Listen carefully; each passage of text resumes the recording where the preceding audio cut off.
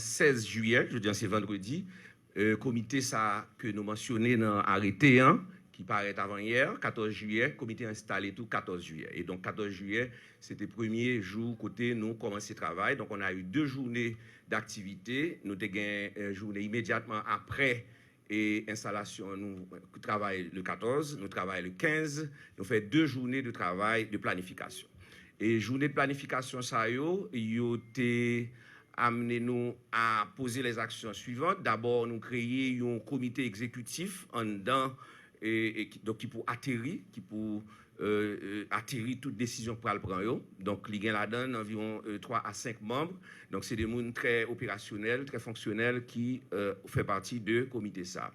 Et puis, nous gagnons tout, une cellule logistique qui, dans l'immédiat, supposée à faire évaluation site pour funérailles, la fête là.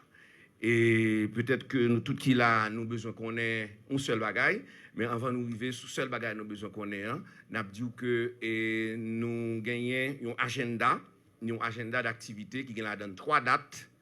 Et à partir de 2 journées de travail, nous avons fait. 3 dates, c'est le 20 juillet, c'est le 22 juillet et le 23 juillet.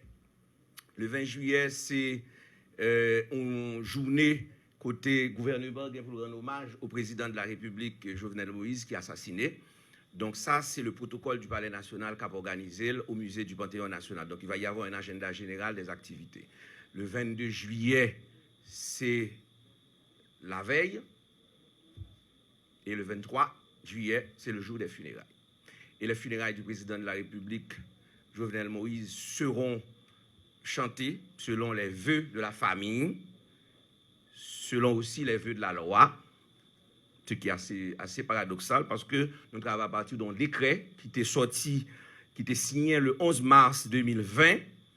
Et dans ce décret du 11 mars 2020, tu as gagné décret décret fixant les règles relatives aux cérémonies publiques, préséances, honneurs civils et militaires. Le décret a été signé le 11 mars 2020 et décret a été prévu en ses articles